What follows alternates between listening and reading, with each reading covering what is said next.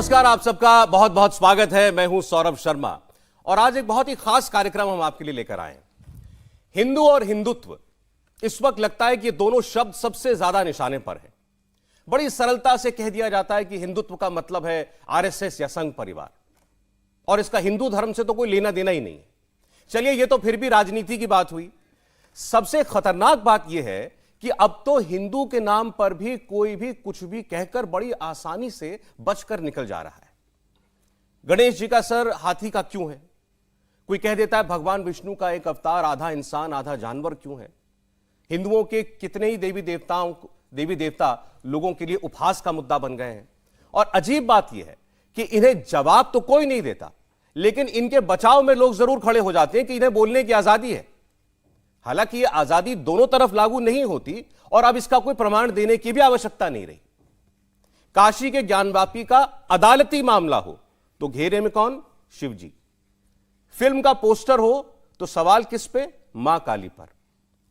किसी ने तो कह दिया कि हिंदुओं में देवी देवताओं की होलसेल लगी हुई है, 33 करोड़ है, कितनों को मनाओगे? इस सब के बीच एक बात सच है कि जो भी शख्स हिंदुओं की धार्मिक मान्यताओं पर सवाल उठाते हैं या उपहास करते हैं, उन पर लोगों को गुस्सा तो आता है, लेकिन उनकी बहुत सारी बातों के जवाब खुद उनके पास भी नहीं होते। और आज यही जवाब हमें जानने हैं। आप में से जो नहीं जानते वो भी सुने, और जिनको शौक है हिंदुओं की मान्यताओं पर सवाल उठाने का वो भी सुन लें। मैं स्वागत करने जा रहा हूं हमारे आज के बेहद खास मेहमान, बीजेपी के राज्यसभा सांसद सुधांशु त्रिवेदी जी का। जोरदार तालियों के साथ उनका स्वागत करें। हालांकि मैं ये जरूर कहना चाहता हूं कि सुधांशु जी के लिए केवल ये कहना कि सांसद हैं, उनके परिचय के साथ जो है बड़ा अन्याय है, क्योंकि आप बात राजनीति की कर लें, धर्म की कर लें, फिलॉसफी की कर लें, साइंस की कर लें, मैथ्स की कर लें, किसी भी दुनिया के किसी भी विषय पर आपके पास अकूत ज्ञान मौजूद है। और सबसे अच्छी बात जिसलिए हमने आज उनको आमंत्रित किया कि भारत की संस्कृति और हमारा पुरातन इतिहास, उसके बारे में जो जानकारियां उनके पास हैं और जिस सुगमता और सरलता के साथ वो कम्युनिकेट कर पाते हैं उन बातों को, ऐसा करने वाला इनका कोई सानी आज दिखाई नहीं देता। मैं सुधांशु जी, आपका हमने एक भाषण सुना भी कुछ दिनों पहले, उसमें आपने बहुत सारी चीजों को बड़े अच्छे तरीके से एक्सप्लेन किया, तो मैं आज के परिप्रेक्ष्य में रखना चाहता हूं।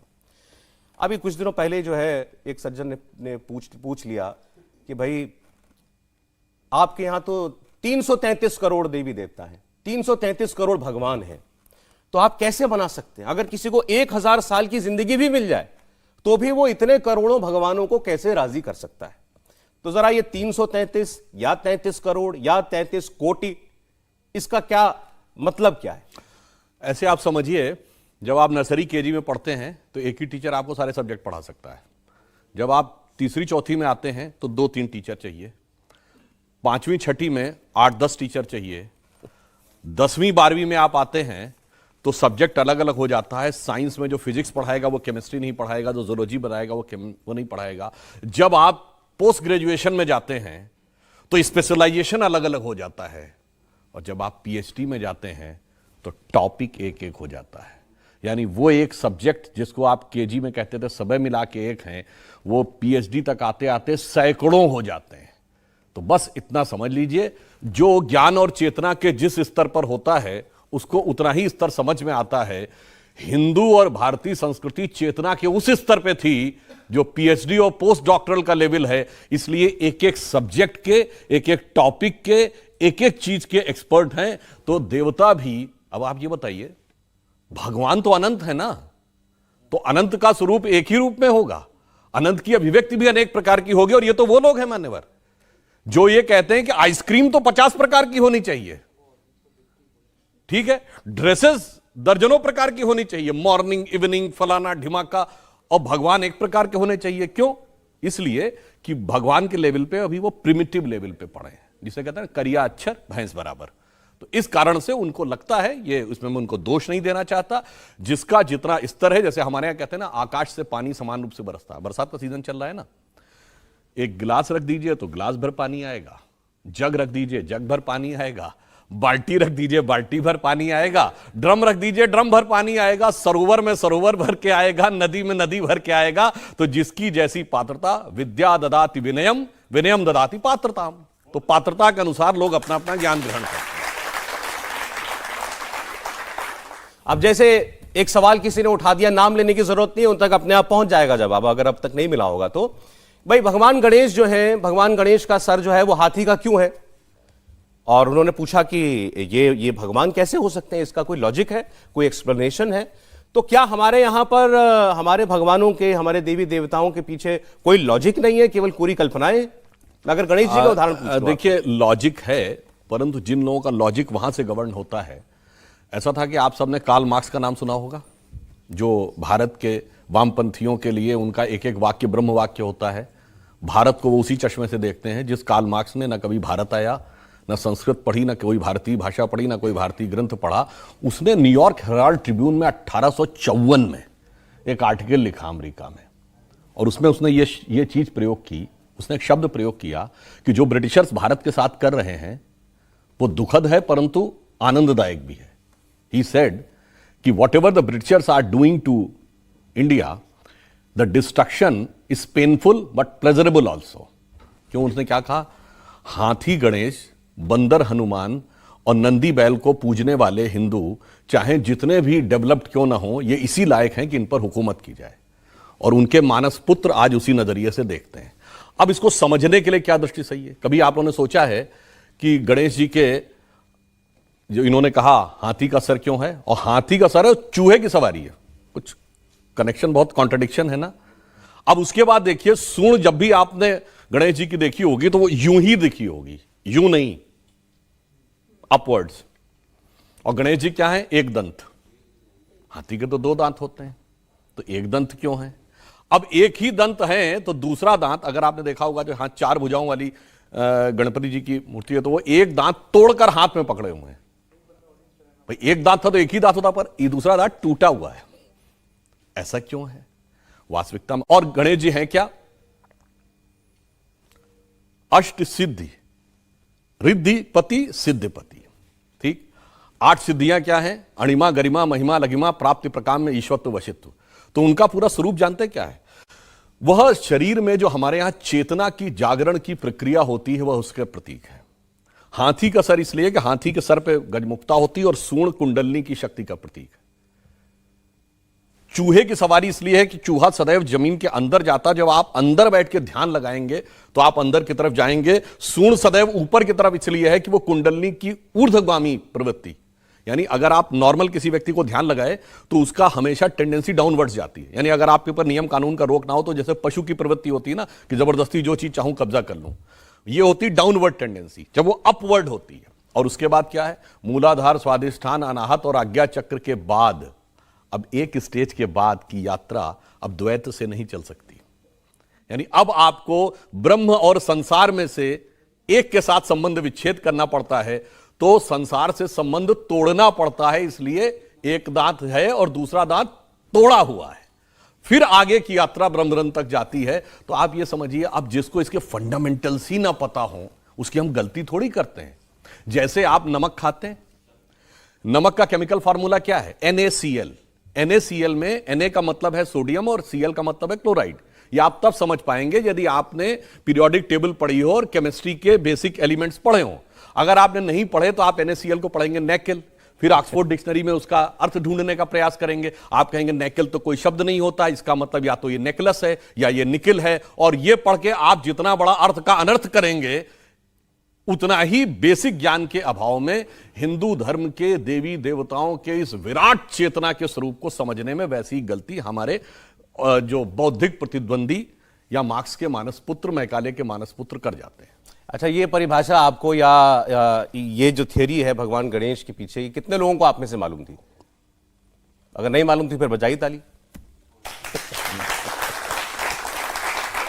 अच्छा, एक और बात भी कह दूं, गणेश जी शंकर जी के पुत्र हैं। क्यों? शंकर जी जो हैं वही सारा तंत्र का मतलब आगम तंत्र, जो चेतना के उन्नयन की बात है, वो सारा का सारा तंत्र सूत्र शंकर पार्वती को बताते हैं। इसीलिए शंकर पार्वती के पुत्र गणेश हैं। और एक और बात आपको बता दूं, उनका प्रभाव जानते हैं कहां तक है? जापान में एक देवता है डाइक्योटुन, वो भैरव जी के प्रतीक माने जाते हैं। और आप मंगोलिया में जाइएगा, नेट पे सर्च कर लीजिएगा, जितनी बड़ी बड़ी कब्रें हैं, मकबरे, इंक्लूडिंग चंगेज खां का मकबरा, उसके बाहर त्रिशूल और शंगी दोनों लगा है। क्यों? उनसे पूछो कि मंगोलों का धर्म क्या होता था, तो जो हिस्ट्री जिन्होंने पढ़ा कहे तेंद्रिन होता था। तेंद्रिन कुछ नहीं भाई, तंत्र का अपभ्रंश तेंद्रिन है, और उसके देवता भगवान शंकर होते थे, इसीलिए त्रिशूल वहां लगा हुआ है, इसीलिए शंकर जी के पुत्र गणपति हैं। ये सारी बातें ऐसे हैं जैसे कि जब तक पढ़ेंगे नहीं, डिटेल में नहीं जाएंगे, तब तक आपको समझ में नहीं आएगा। दुर्भाग्य यह है कि हम लोगों को उससे डिटैच ही नहीं किया गया है। उसके प्रति एक अनास्था, उसके प्रति तिरस्कार, उसके प्रति अपमान, ये कुछ कुछ जानते कैसी बात है। जैसे जब आपने क्लास 3 क्लास 4 में पढ़ना शुरू किया होगा, तो आपसे टीचर कहती होगी 4 - 3 = 1। आप 3 - 4 लिख दें तो डांट पड़ती थी कि 3 में से 4 नहीं घटाया जा सकता। तुम्हें नहीं पता है क्या? मगर 3 - 4 जो -1 होता है, -1 का स्क्वायर रूट i होता है, वो सारी बैलिस्टिक इक्वेशंस का बेस है। जितने बैलिस्टिक मिसाइल्स बनते हैं, इनकी जो इक्वेशंस होती है वो उस -1 से चलती है। तो जिसकी बुद्धि तीसरे चौथे लेवल पे है, उसको लगेगा ये बकवास है, -1 से क्या हो सकता है, -1 से कितना आगे जाता है। ये बात उससे पूछिए जिसने MSc या एरोनॉटिकल इंजीनियरिंग में डिग्री ले ली हो, उससे पूछिए तो बेहतर समझ में आएगा। देखिए, जैसे आपने भी भगवान शंकर का जिक्र किया, तो भगवान शंकर के बारे में मैं साफ कहूं तो वैसे तो कई लोग कहते हैं घर में शिवलिंग नहीं रखना चाहिए, लेकिन जो लोग रखते हैं या जो मंदिरों में जाते हैं, बच्चों को ले जाते हैं, तो वो समझा नहीं पाते कि हम किन की पूजा करने के लिए आए। और इसका उपहास मैंने टीवी पर देखा, एक व्यक्ति बैठ करके बड़ी अभद्र भाषा में बात कह रहे थे। उन्होंने कहा आप हंसते हंसते उपहास उड़ाते उड़ाते कि अरे भाई आप लोग लिंग और योनि की पूजा करते क्यों हैं, आप क्या समझ है आप लोगों की? आप देखिए, अब यहां पे एक और बात कहता हूं। वैसे तो मैं पहले कहना चाहूंगा, चूंकि मैं धर्म का कोई आधिकारिक ज्ञाता नहीं हूं, भाई मैं कोई महामंडलेश्वर पुजारी या वो नहीं हूं, इसके बावजूद अपने जो भी सूक्ष्म ज्ञान है उससे बताने का प्रयास कर रहा हूं। यह भी हिंदू धर्म में एक बड़ी विचित्रता है। जानते हैं क्या है? आप किसी दूसरे धर्म में पूछिए तो जो अथोराइज व्यक्ति नहीं, उसके अलावा कोई इंटरप्रिटेशन नहीं कर सकता। आप पूछिए, कोई कहेगा मौलवी, मुफ्ती, बारी, मुकर्रम ही बोलेगा, आम आदमी नहीं बोलेगा। आर्क बिशप, कार्डिनल ही बोलेगा, और नहीं बोलेगा हमारे यहां सब बोलेगा, उल्टा सीधा बोलेगा, बगैर पढ़े हुए बोलेगा, बगैर जाने हुए बोलेगा। यह भी एक हमारी बहुत बड़ी समस्या है। अब आपको बताते हैं, देखिए क्या होता है कि जिन लोगों को उस विषय के बारे में जानकारी नहीं, एक छोटी सी बात कहता हूं। एक अब टेक्नोलॉजी ये आ गई है कि यदि कोई व्यक्ति बैठा है तो उसके जो मेंटल वेव्स हैं उसका ऑरा दिखाई पड़ता है। उसको मैं नाम भूल रहा हूं, एग्जैक्टली वर्ड मेरे दिमाग से निकल रहा है। तो अब यह बात आई कि जब भी कोई व्यक्ति अच्छी मेंटल स्टेट में, आप खुश हैं, तो आपकी तरफ के ऑरा का वाइब्रेशन बड़ा स्मूथ होता है। जब आप दुखी होते हैं तो वो डिस्टर्ब होता है। यहां तक साइंस को दिख गया है। अब इसके आगे यह किया गया कि जब आप ध्यान लगा के बैठते हैं तो ऑरा आपका स्मूथ होने लगता है। स्मूथ होने के साथ पैराबोलिकल होने लगता है। अगर जाकर कहीं चेक करें तो आपको यह दिखेगा कि जब आप कोई व्यक्ति पूर्ण ध्यान की अवस्था में हो, उसका ऑरा लिया जाए तो वो बिल्कुल वैसा ही दिखेगा जैसा कि शिवलिंग के आकार का दिखता है। अब इसीलिए तो मैं कह रहा हूं, और शिव क्या है? ध्यान लगाइए तो वो उसके देवता हैं। इसीलिए शिव जी के पास तीसरा नेत्र है। तीसरा नेत्र किसका है? ज्ञान का प्रतीक है। तीसरा नेत्र खोलते ही क्या भस्म होता है? कामदेव भस्म होते हैं। कामदेव किसके प्रतीक हैं? वासना के प्रतीक हैं। इसीलिए हमारे यहां पुरुषों में तिलक और स्त्रियों में बिंदी लगाने की प्रतीक थी, क्योंकि सारा अनुसंधान तीसरे नेत्र पर है। और तीसरा नेत्र कब खुलता है? जब ये आंख बंद करके आप ध्यान में जाते हैं। इसलिए मैं कह रहा हूं कि उन चीजों के बारे में जिसको नहीं पता, ये जानते कुछ कुछ ऐसी बात है। मैंने बचपन में एक फिल्म देखी थी, शायद लेट 60s की थी, ब्लैक एंड व्हाइट जमाने की, भूल रहा हूं। उसमें जितेंद्र एक अशिक्षित व्यक्ति बने हुए हैं। वो ट्रेन में अंदर आते हैं और वो अपना बहुत बड़ा सा एक जो बोरा लादे होते हैं, वो चेन पुलिंग वाले उस पर टांग देते हैं। ट्रेन रुक जाती है। अब वो आता है, जो टीटी देखता है, वहां तो पता लग जाता है ना किस डिब्बे से ट्रेन खींची गई। आके देखता, कहता ये किसने टांगा? उसने कहा जी मैंने टांगा। कहता इसकी वजह से ट्रेन रुक गई। कहता क्या आप हमको बेवकूफ बना रहे हो क्या?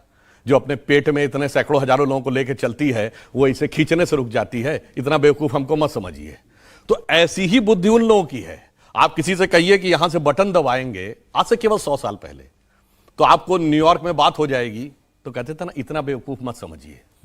इसलिए मैं कह रहा हूं ज्ञान का विकास होने दीजिए, तब आपको समझ में आएगा। अब एक उदाहरण दे देता हूं। आज से केवल 60-70 साल पहले आप किसी से कहते दिल्ली में फैक्ट्री चल रही है तो कनाडा में बर्फ पिघल रही, तो कहा जाता है इतने अनसाइंटिफिक हो, इतने बेवकूफ हो, अरे हीट इतने मीटर से आगे नहीं जा सकती और तुम कह रहे हो हजारों किलोमीटर चली गई।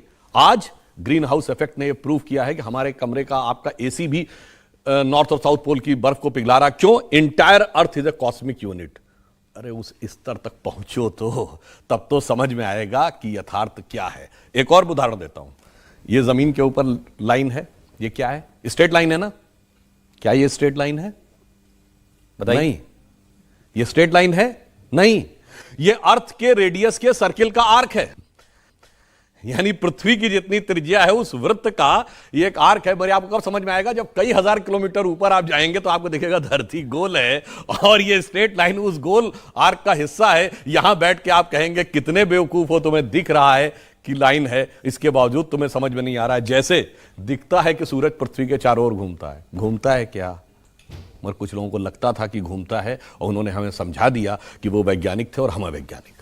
अच्छा ये बताइए, ये सारी बातें जो इसका मतलब है हमारे देवी देवताओं में या भगवानों में ये प्रतीकों के तौर पर दी गई हैं हमें समझाने के लिए। अब भगवान शिव की आपने बात बताई, आपने बिंदी तिलक का उपयोग बताया कि ये हमारे थर्ड आई तक चेतना को लाने के लिए है। तो बाकी जो हमें उसमें प्रतीक दिखाई देते हैं, जटाएं हैं, एक चंद्रमा है, गंगा जी बह रही हैं, एक सांप है गर्दन गले में। बिल्कुल सही बात है, वो सांप भी है, वो काल भी हैं, वो गले में भी। वो क्या होगा कि अगर हम इस ढंग से जाएंगे तो एक एक चीज के ऊपर इतनी लंबी व्याख्या हो जाएगी कि आपका पूरा प्रोग्राम जो है एक ही बिंदु के ऊपर समाप्त हो जाएगा। मगर मैं एक और कहना चाहता हूं, ऐसा नहीं कि प्रतीक है, ये वास्तविकता में चेतना में घटित होता है।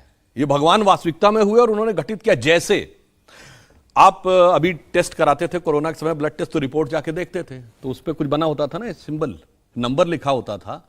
तो कोई कहेगा नंबर तो प्रतीक है जो बता रहा है कि आपके शरीर में क्या। नहीं, प्रतीक नहीं है, आपके शरीर में वास्तविकता में क्या घटित हो रहा है ये नंबर उसको रिप्रेजेंट कर रहा है। तो इसका अर्थ ये नहीं कि नंबर सिर्फ एक नंबर है, ये वास्तविकता में आपके अंदर जो कुछ घटित हुआ है उसका रिप्रेजेंटेशन है। तो इसलिए हमारे सभी जो देवी देवता हैं वो वास्तविक थे और वास्तविकता में कैसे घटित होता है ये उनके स्वरूप में दिखता है। अच्छा, लेकिन फिर बहुत सारी चीजें ऐसी भी हैं जो हमें दिखाई देती हैं, लेकिन फिर हम उस जब कोई कहता है तो हम उस पर ऑब्जेक्ट भी करते हैं। मैं जैसे महुआ मित्रा की मोइत्रा वाली जो कंट्रोवर्सी हुई, उन्होंने मां काली के बारे में जो बोला वो लाना चाहता हूं, किसी पॉलिटिकल एंगल से नहीं, लेकिन जो चर्चा हम आज कर रहे हैं उसमें ये शामिल होती है। इसीलिए उन्होंने कहा कि मेरे लिए मां काली जो है वो एक मीट ईटिंग और अल्कोहल एक्सेप्टिंग देवी हैं और मैं उनको इस रूप में मानती हूं। लोगों ने भी देखा है कि हाँ, जो उनकी मां काली का जो प्रतीक है उसमें खप्पर भी है, नीचे दैत्य भी पड़ा हुआ है, हाथ में जो है त्रिशूल भी है, सब कुछ है। तो फिर हम इस पर एजिटेट भी हो जाते हैं। तो ये क्या हम अलग अलग तरीकों से इंटरप्रेट करते हैं? देखिए, मैं भी इसमें पॉलिटिकल पॉइंट पे नहीं जाना चाहूंगा। मतलब वैसे तो दिख गया कि काली माँ की स्तुति चुनावी मंच से, और जब चुनाव गुजर गए तो वो मीट ईटिंग गॉडेस हो गई। खैर, वो विषय पे नहीं जाना चाहेंगे। मैं सिर्फ ये कहना चाहूंगा, यही तो मैंने बात कही थी कि जिसने उस विषय के बारे में कितनी जानकारी ली है, जिसको जानकारी यदि नहीं है उसके बावजूद आदमी अपना इंटरप्रिटेशन दे तो वह अपने आप में बहुत हास्यास्पद नजर आ जाता है। जैसे मैंने अभी बताया ना कि 3 - 4 = बिल्कुल गलत है साहब, मगर इसके बावजूद तो कलाम साहब से पूछिए गलत है कि नहीं। अब ये बताइए, आसमान आप देखते हैं तो नीला है, नीला है क्या? ये दिखता है नीला। उसी प्रकार से इस ढंग के अपशब्दों का प्रयोग करना बहुत गलत है कि आपको उसको शराब, मीट और इस प्रकार की चीजों से कनेक्ट करें। मैं कहना चाहता हूं फंडामेंटल्स में जाएं और बगैर जान के मत बोलें। जैसे अगर वो खुद मेंबर ऑफ पार्लियामेंट हैं तो पार्लियामेंट की स्टैंडिंग कमेटी में है, पार्लियामेंट का एक एक्ट है, कोई कहे जी एक्ट का, ये तो वही एक्ट है, ये कागज में लिखा हुआ है, पहली क्लास की किताब में काखा काका लिखा, वही काखा काका में लिखा है, या वही एबीसीडी इसमें लिखी। सही बात है, एबीसीडी इसी में लिखी है वही, बट इस एबीसीडी के कॉम्बिनेशन का कितना गहरा प्रभाव देश के भविष्य में पड़ने जा रहा है यह समझिए। इसलिए बगैर उस चीज को समझे हुए टिप्पणी करने का, दुर्भाग्य से जो मैंने कहा, हर व्यक्ति बोलता है, उल्टा सीधा बोलता है, जो मन में आए वो बोलता है, अभिव्यक्ति स्वतंत्रता के नाम पे बोलता है और एक तरफा बोलता है, यह समस्या है। अच्छा, कुछ सवाल जो है हम लोग हमारे दिमाग में तो आते ही नहीं कभी भी। मैंने सुना इनको तो मुझे लगा कि बात मतलब इन्हीं जैसे शख्स के दिमाग में आ सकती थी। अब वो हैदराबाद से एक व्यक्ति हुए, उन्होंने भगवान राम के बारे में बहुत कुछ कहा था कई साल पहले, अदालती मामला चला, चलिए छोड़िए उस बात को, व्यक्ति का नाम भी नहीं लेते हम। तो भगवान राम के बारे में आपने एक जगह व्याख्यान में ये कहा कि कोई ये सोचे कि भगवान राम 4 ही भाई क्यों थे,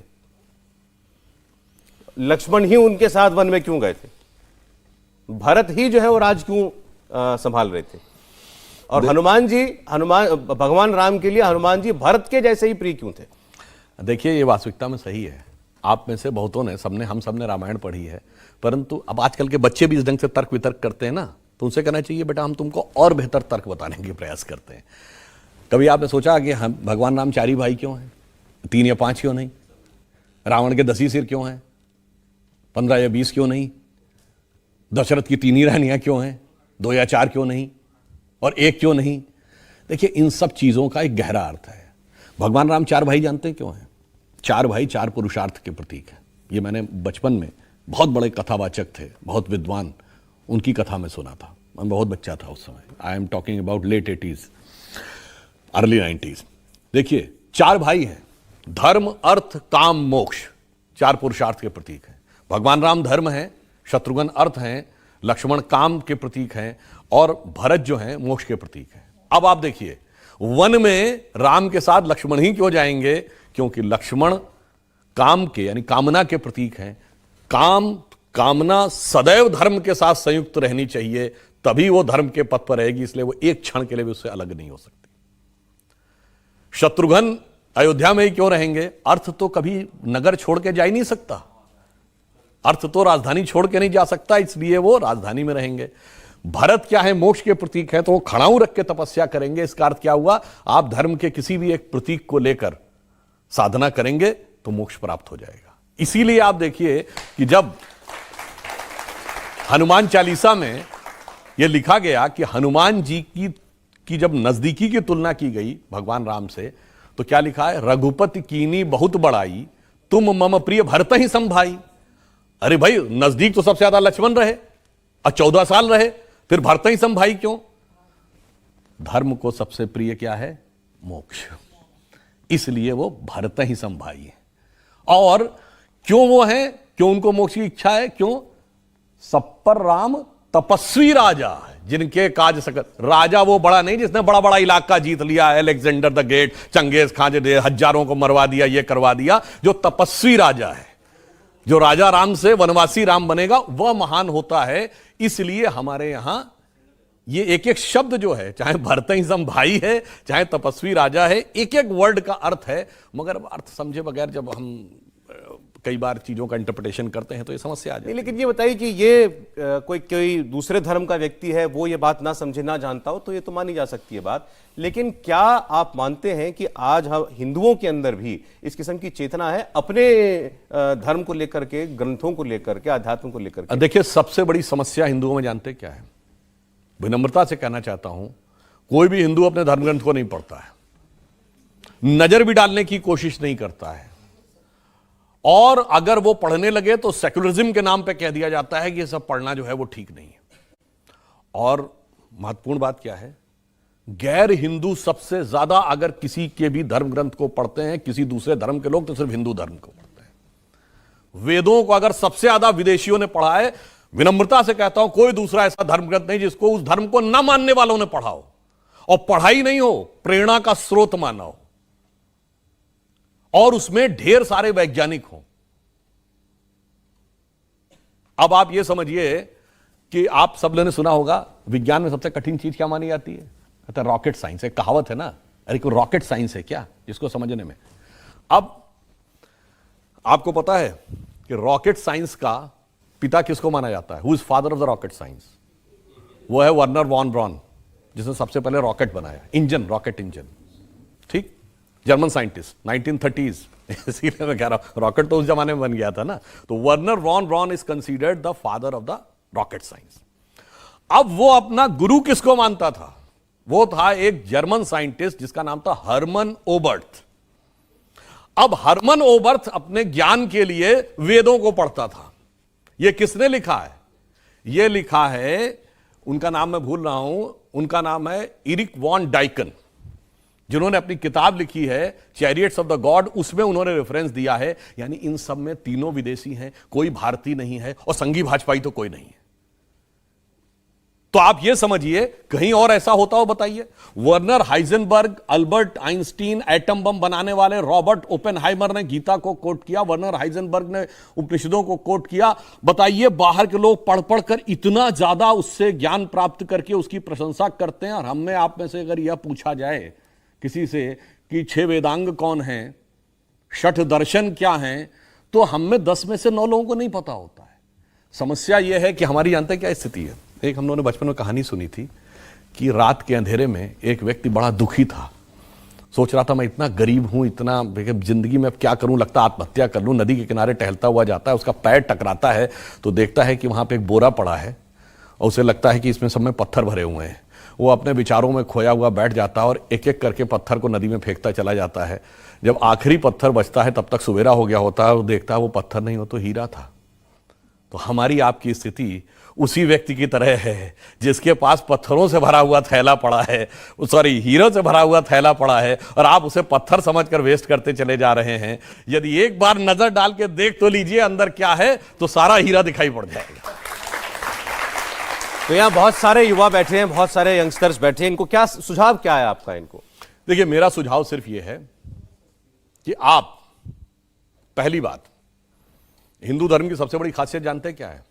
एकमात्र धर्म, वैसे धर्म तो वो एक ही है क्योंकि बाकी सब तो मत संप्रदाय होते हैं।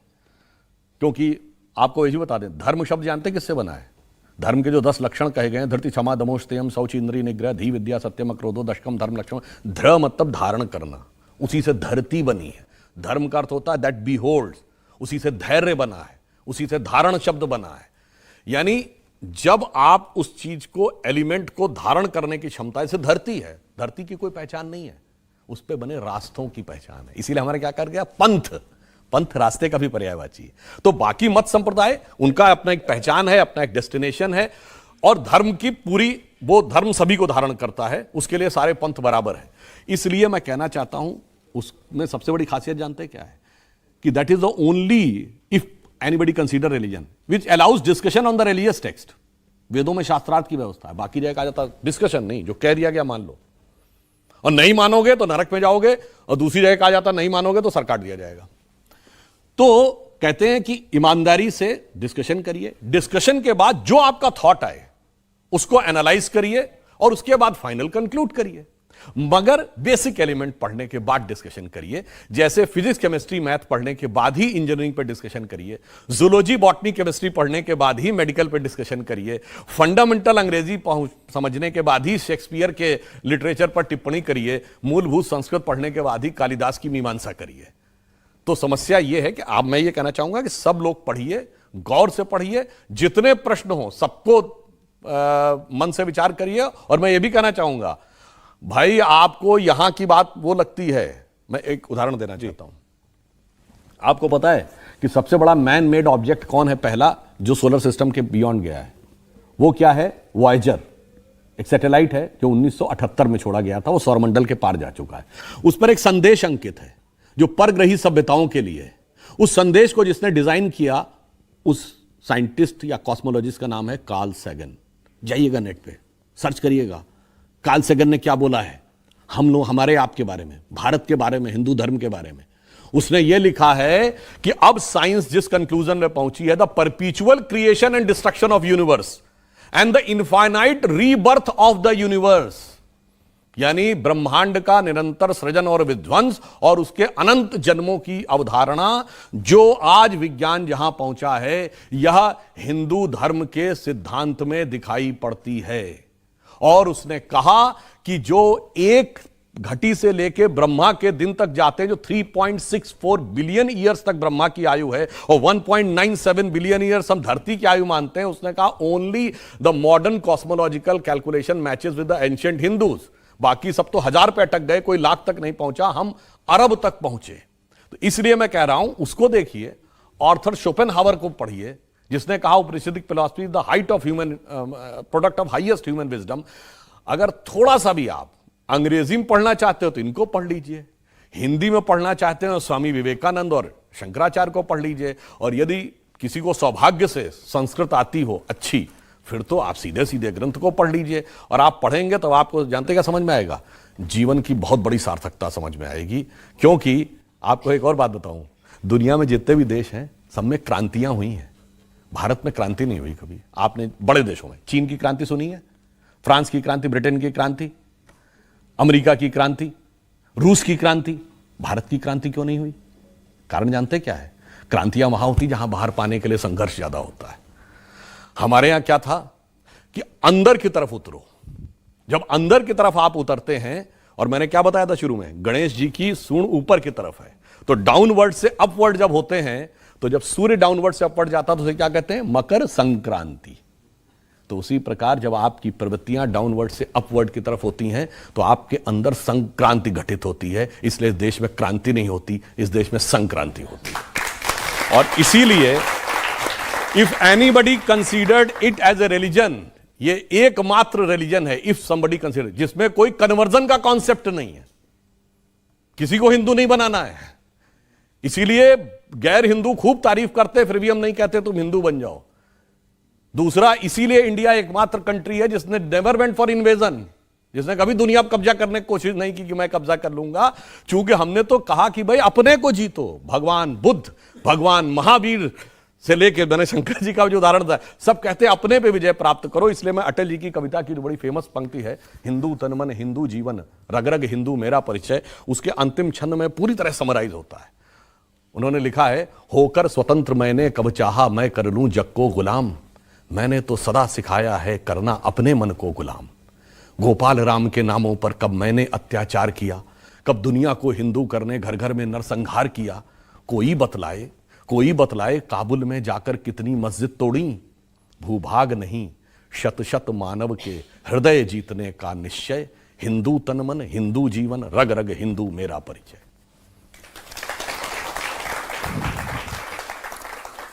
मैं एक शब्द कह सकता हूं सर? बोलिए। भारत माता की, ऐसे वीर महापुरुषों की जो हमारे धर्म के संस्थापक हैं, हमारे धर्म का प्रचार करने वाले हैं, उनकी सदा ही जय हो, सदा ही जय हो।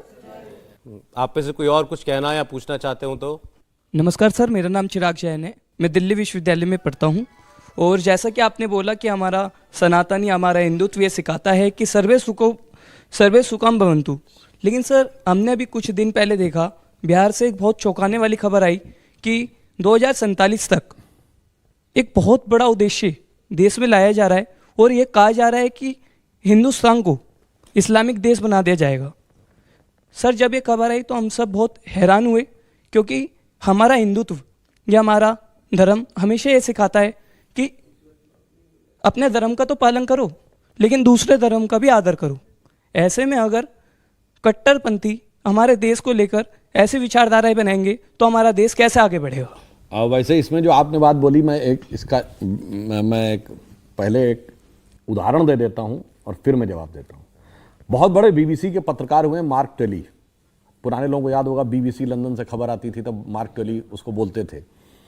उन्होंने अभी 2019 में, पुरानी बात नहीं है, द इक्वेटर मैगजीन में एक आर्टिकल लिखा जिसमें उन्होंने ये लिखा है, the Muslims in India are the luckiest. Bharat के मुस्लिम सर्वाधिक भाग्यशाली हैं। और उन्होंने कारण क्या लिखा कि मैं दिल्ली के निजामुद्दीन इलाके में 26 साल रहा, और निजामुद्दीन में एक तरफ हजरत निजामुद्दीन औलिया की दरगाह थी और ठीक उसके सामने तबलीगी जमात का ऑफिस था। उन्होंने कहा दुनिया में कोई भी दूसरा देश होता तो दोनों एक साथ नहीं रह सकते थे। 26 साल में एक ने किसी दूसरे को नष्ट जरूर कर दिया होता, परंतु भारत में दोनों एक साथ रह रहे हैं। तो इसलिए मुस्लिम भाग्यशाली हैं कि वो अपने मजहब में जैसे चाहे वैसे इबादत करने की जो स्वतंत्रता उन्हें भारत में है, ये दुनिया में कहीं नहीं। इसीलिए हम एकमात्र देश हैं जहां इस्लाम के सारे फिरके पाए जाते हैं। इकलौते देश, किसी मुस्लिम देश में नहीं पाए जाते। परंतु इस संस्कृति को नष्ट करने का जो प्रयास है, दुर्भाग्य की बात यह है कि उस कट्टरपंथी विचार पर कंट्रोल लगाने और नियंत्रण लगाने की बजाय, उसे डिस्करेज करने की बजाय उसे इनकरेज करने का प्रयास किया जाता है।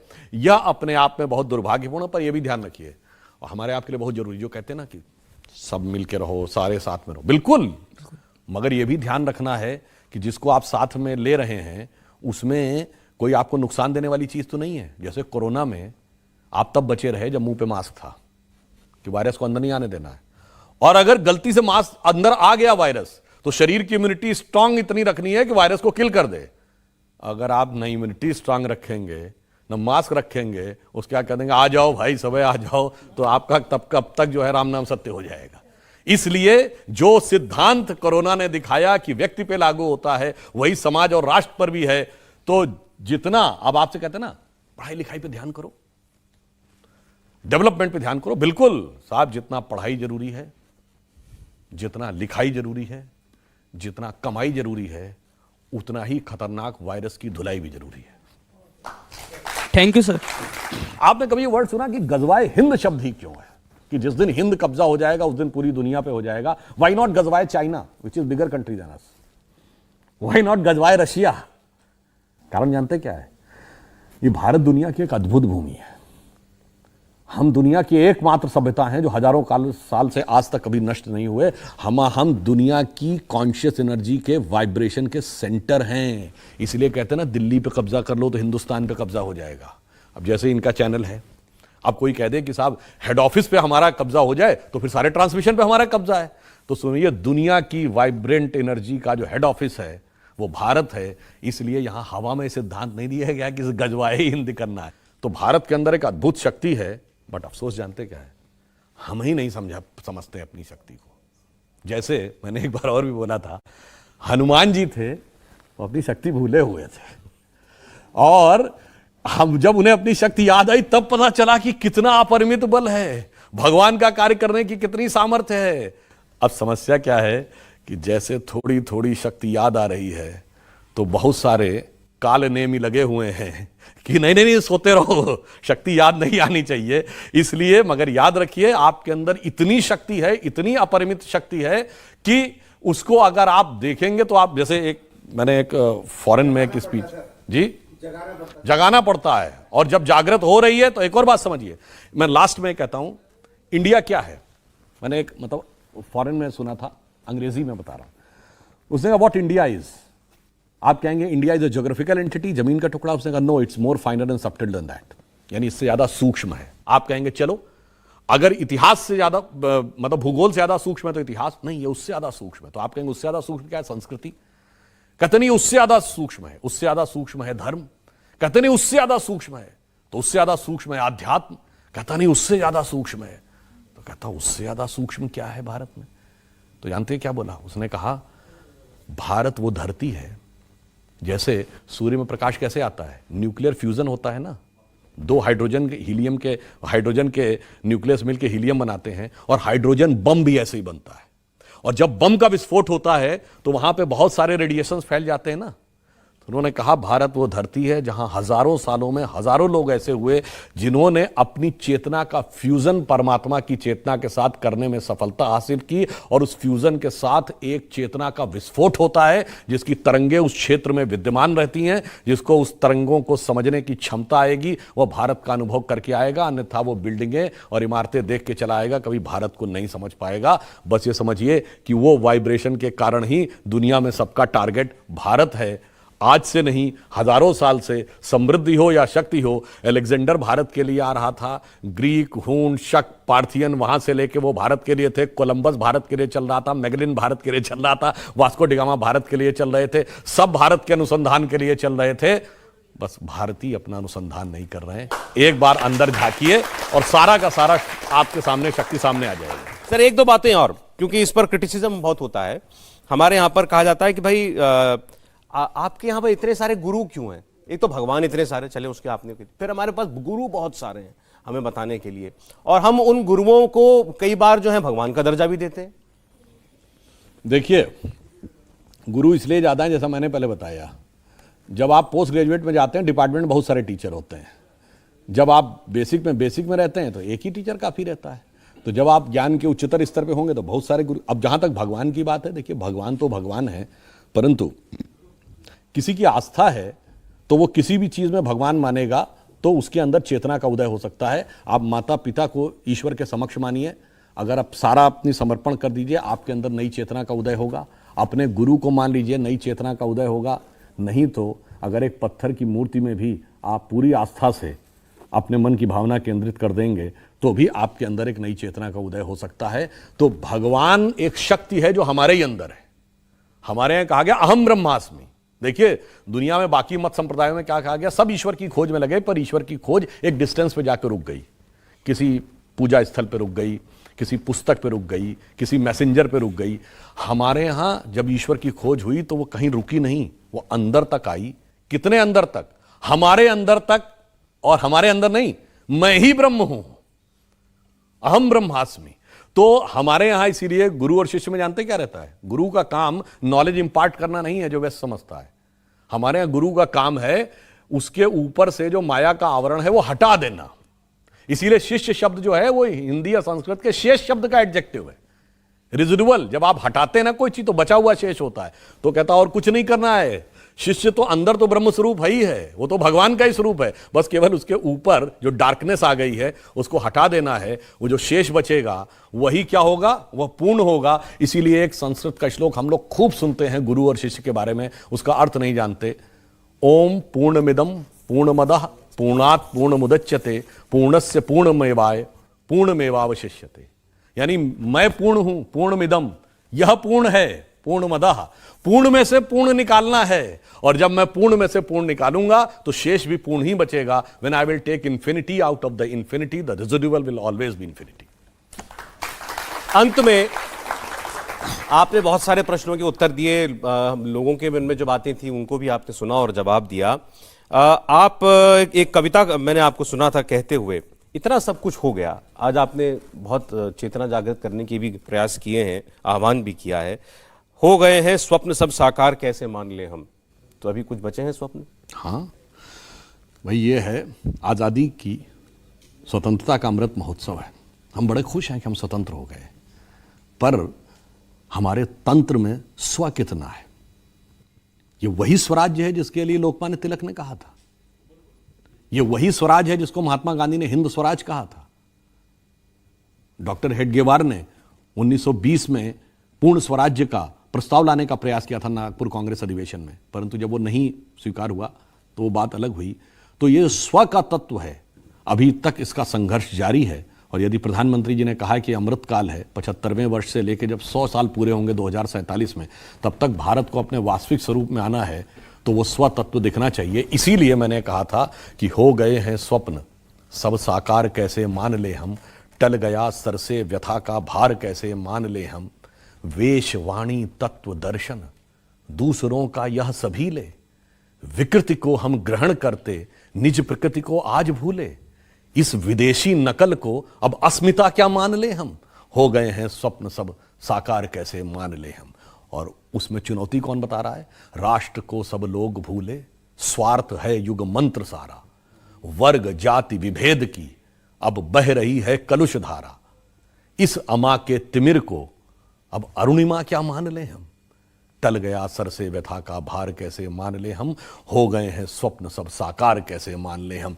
इसलिए फिर मैं करना क्या है? स्वतंत्रता को सार्थक करने, ये अटल जी की लाइन थी, स्वतंत्रता को सार्थक करने कमर कसें बलिदान करें, जो पाया उसमें खो न जाएं, जो खोया उसका ध्यान करें। नमस्कार सुधांशु जी, मेरा नाम सौम्या है और मैं ये चाहती हूँ कि हमारी युवा पीढ़ी हमारे ग्रंथों से जुड़े ताकि उसको सही जानकारी मिले। देखिए, मेरा जो आपका कहना है, ये जानते हैं उत्तरदायित्व किस पे है? ये सबसे पहला उत्तरदायित्व माता पिता पे है, और उसमें भी सबसे ज्यादा माता पे है, क्योंकि माता प्रथम गुरु है। कारण क्या है कि हम सब में कहीं ना कहीं, हम सबके मन में जानते हैं क्या मनोभाव हो गया है कि हमारे बच्चे पढ़ लिख कर बड़े आदमी बन जाएं, और चाहे जो करें। फिर जब हम एडवांस एज में जाते हैं तब हमें समझ में आता है वो और चाहे जो भी बड़ा इंपॉर्टेंट था। तो बच्चे पढ़ के बड़े तो बन जाते हैं, पर यदि उनके अंदर सिर्फ ज्ञान रहेगा, सिर्फ इंटेलिजेंस रहेगी और संस्कार नहीं होगा, तो फिर जानते हैं क्या हो सकता है? बहुत इंटेलिजेंट आदमी भी गलत दिशा में जा सकता है। डॉक्टर होके अफजल गुरु बन सकता है, चार्टर्ड अकाउंटेंट होके याकूब मेनन बन सकता है, सॉफ्टवेयर का जानकार होके बुरहान वानी बन सकता है, और एरोनॉटिकल इंजीनियरिंग का जानकार होकर खालिद शेख और मोहम्मद अट्टा भी बन सकता है, और बहुत अरबपति खरबपति बन के भी ओसामा बिन लादेन बन सकता है। इसलिए संस्कार पे ध्यान दीजिए, मन क्या बन रहा उसका इस पे ध्यान दीजिए, बुद्धि क्या बन रही केवल इस पे ध्यान मत दीजिए। तो बहुत शुक्रिया करते हैं आज सुधांशु त्रिवेदी जी का, जोरदार तालियों के साथ। आज राजनीति की बातें नहीं हुई, एक नए अवतार में हमने आपको देखा और बहुत ही प्रेरणादायक आपकी आज बातें रही। बहुत बहुत धन्यवाद सुधांशु जी, आज हमारे स्टूडियो में आप आए। धन्यवाद।